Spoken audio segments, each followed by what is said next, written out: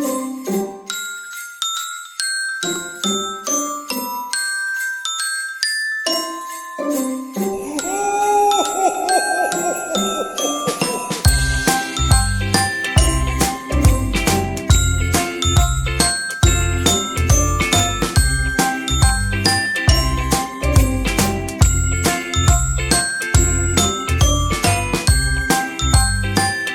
there everyone, it's Mr. here from TheJollyFatElf. Welcome to day 7 of my 2021 holiday card series. I hope you guys are doing well.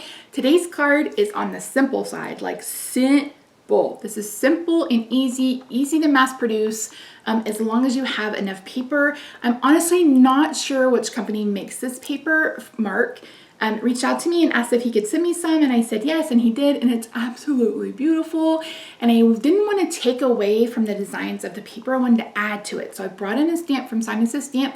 We're going to be doing some embossing, a little bit of die cutting, and we're going to be creating a very, very simple design that can be mass produced 100 times if you have enough paper. So let's head over to the craft table and we'll get started.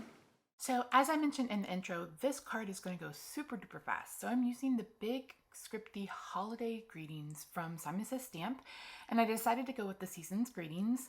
And again, I'm not sure which company makes this paper, but it's so absolutely beautiful, and I haven't had a chance to use it until now. So I'm going to be die cutting. I want to do some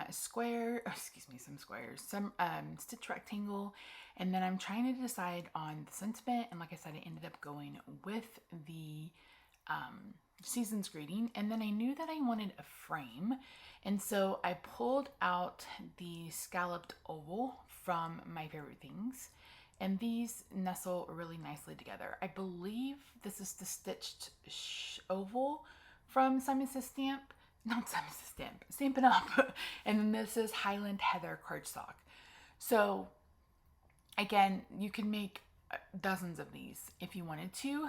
I'll do a mass producing video sometime in October to show you how I normally do it, but you do one step at a time. So you do all your cardstock at one time, you do all of your stamping at one time, and if you have a stamp positioner, whether it's a Misty, a Stamparatus, one from Tonic, if you have a stamp positioner, it makes it so much easier. So I knew that I wanted the top of this paper because I love those ornaments. So I'm just placing the largest rectangle from the stitch rectangles from Pink and Main, and I'm cutting that out. And then I'm going to run through both of the ovals. So I am using the scalloped oval on the other piece of paper, and then of course I am using the stitched oval for the Highland Heather cardstock. Once that's done, I couldn't decide what I wanted as a card layer, so I found this purple glitter paper in my stash. I believe this was a Die Cuts with a View 12 by 12 pack that I cut down to 6 by 6. Don't quote me, but it's the type of glitter paper that doesn't shed. It's just really, really smooth. I'm pretty sure it's Die Cuts with a View that has that. I think Simon Says Stamp has some. But I honestly don't remember for sure. Okay, I'm going to be doing some heat embossing, and like I said, I'm using the season's greeting. I believe this is Christina Warner's handwriting. So pretty. So I'm using an embossing buddy. It's basically just distributing powder so we don't have any static. And I'm stamping with Versamark ink. Any watermark ink or pigment ink will do. And then I am bringing in this metallic platinum sparkle. Is this not the most beautiful you've ever seen? I don't know if this is Wow, if this is Ranger. I honestly can't remember who makes this embossing powder, but you can find glitter embossing powder everywhere. And you can see here that you can still see when it's completely melted.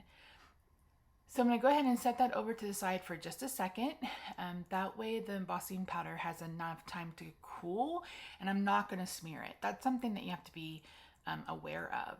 So I went ahead and cleaned off the stamp using the Tonic stamp cleaner pad thing. My one from Stampin' Up! Finally fell apart, so I had to get a new one. So I'm going to go ahead and attach this with tape runner to the oval, and then we're going to pop this up using some more of that Scotch mounting foam. And I'm going to get that on there, and then I'm going to bring in a rhinestone. And there you see me kind of fluffing up the scalloped border. But that's it. Quick, simple. Like I said, you can make a ton of these if you have the paper. Cartabella and Echo Park now make these mega packs for card makers that you could look into. But yeah, that's it, guys. Thank you so much for joining me for day 7. I will see you next time for another video. Bye for now.